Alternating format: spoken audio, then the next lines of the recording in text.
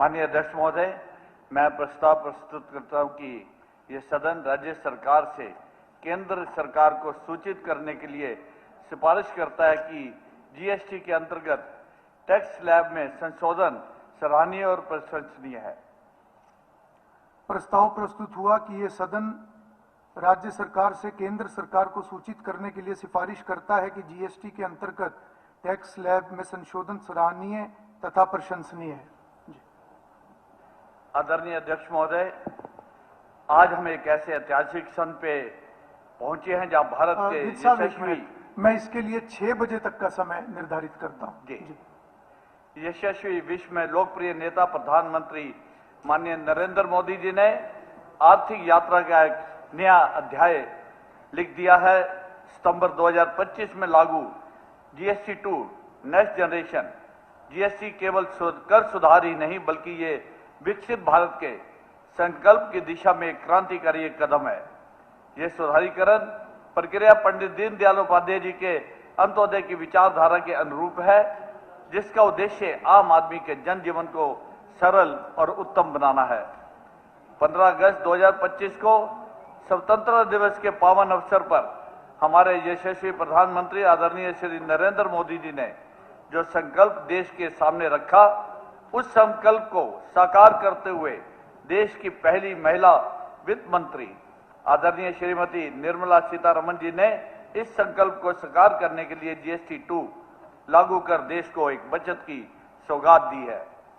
माननीय प्रधानमंत्री श्री नरेंद्र मोदी जी ने कहा था कि उनके लिए जात पात से उठ 4 वर्ग प्रमुख हैं: गरीब, किसान, महिला और युवा। ये जीएसटी 2 इन चारों वर्गों के विकास को समर्पित है।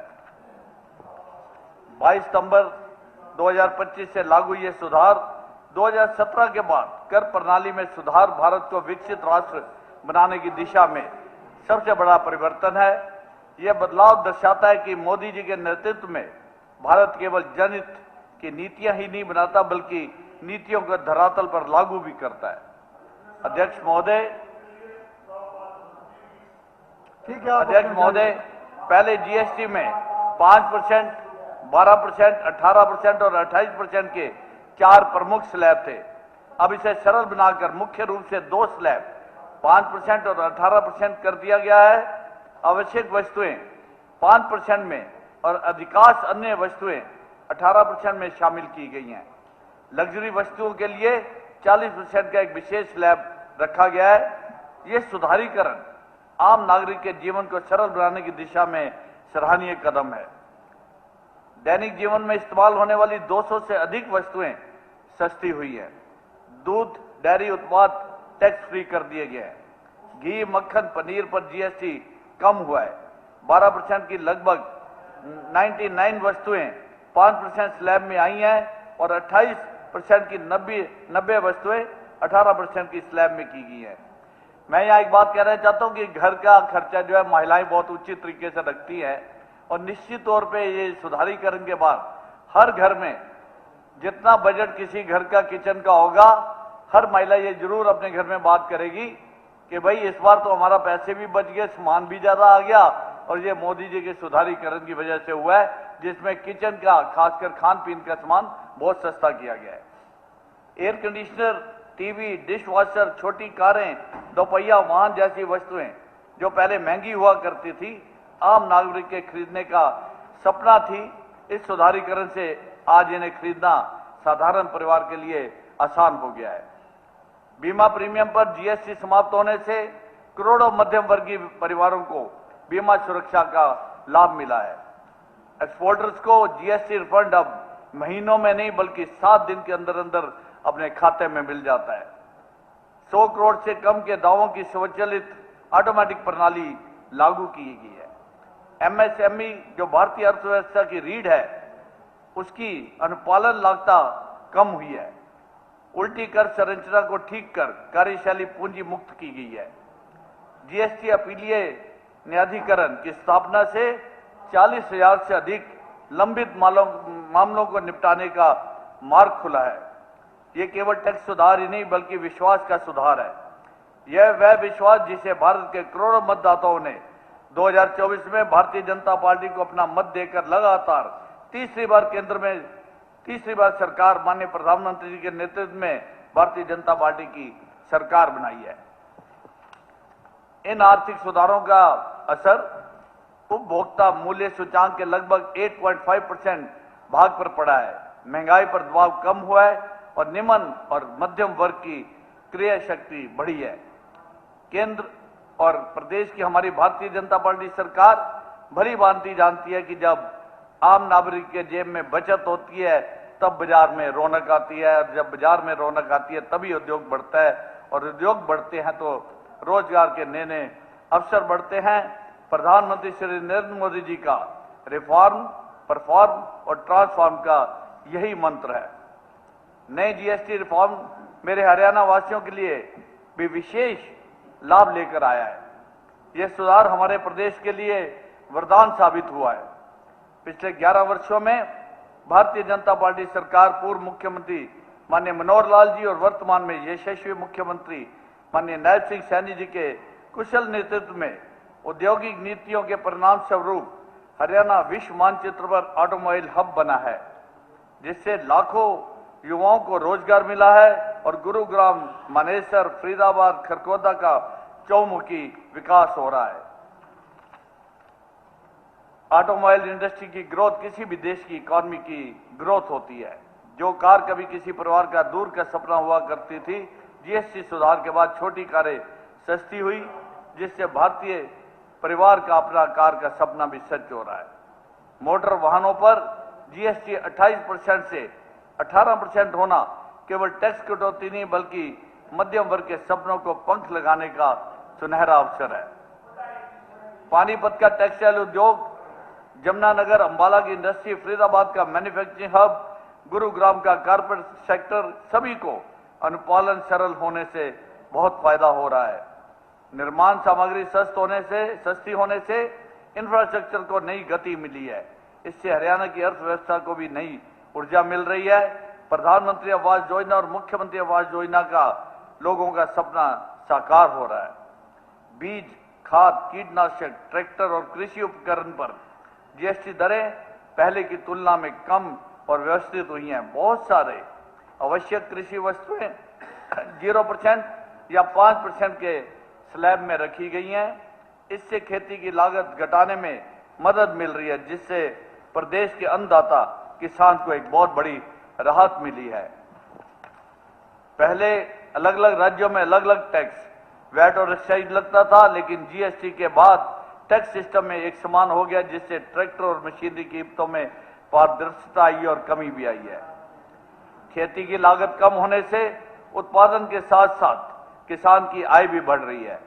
किसान कल्याण के हित में सरकार का यह निर्णय हमारे अन्नदाता के लिए मजबूती देने वाला साबित हुआ है।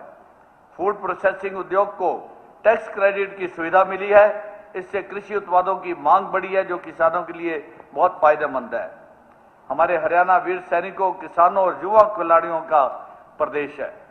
हमारे हरियाणा के खिलाड़ी, हमारी सरकार, नायब सिंह सैनी जी की सरकार की खेल नीतियों के परिणाम स्वरूप आज प्रदेश के साथ साथ देश का नाम भी विश्व पटल पर अंकित कर रहे हैं।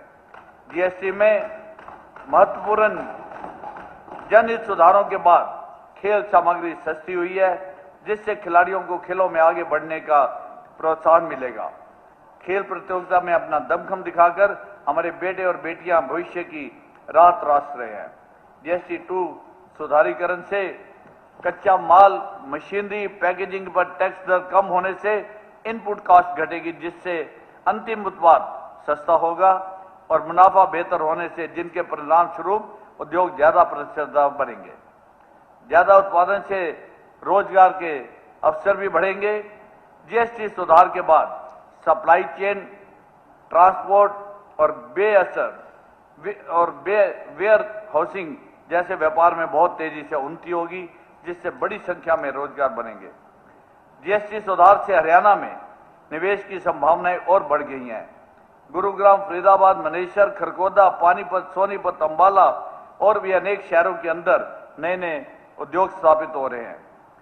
विदेशी निवेश बढ़ने और हरियाणा की नई इंडस्ट्रियल पॉलिसी और GST-2 सुधारीकरण से जो तीव्र गति से हरियाणा में उद्योगों और व्यापार का विकास होगा, उससे हरियाणा से विदेशों को निर्यात में गति आएगी।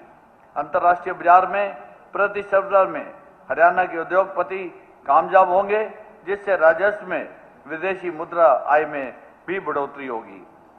GST-2 सुधारीकरण से दीर्घकालीन परिणाम विकसित भारत के निर्माण में अपेक्षित है। ये सुधार केवल आज की राहत ही नहीं बल्कि भविष्य की नींव है, जिससे व्यवसायों को औपचारीकरण होगा, कर आधार का विस्तार होगा और घरेलू उपयोग मजबूत होगा, निर्यात प्रतिस्पर्धा बढ़ेगी। ये सुधारीकरण देश को आत्मनिर्भर भारत बनाने में गति देगा।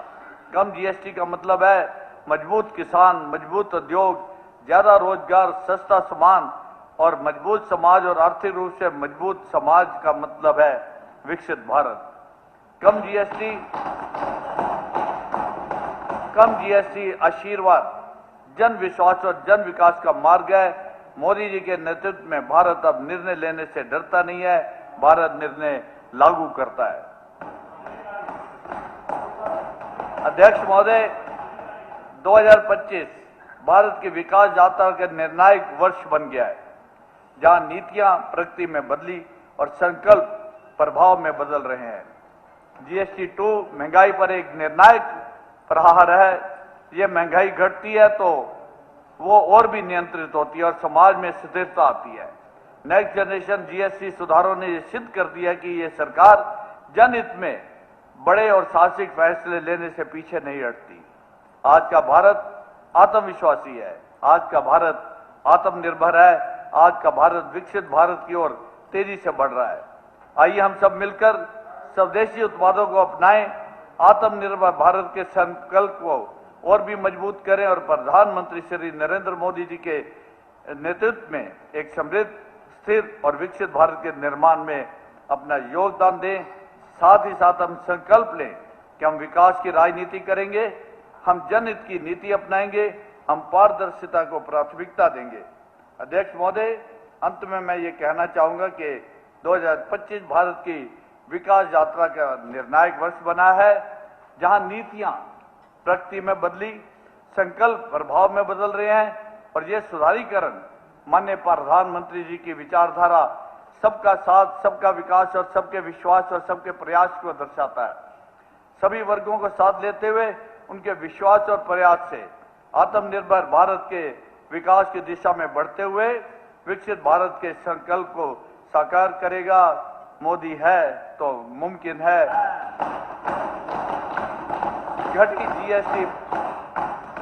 घटी GST मिला उपहार। धन्यवाद मोदी सरकार, आप सबका बहुत बहुत धन्यवाद। भारत माता की जय।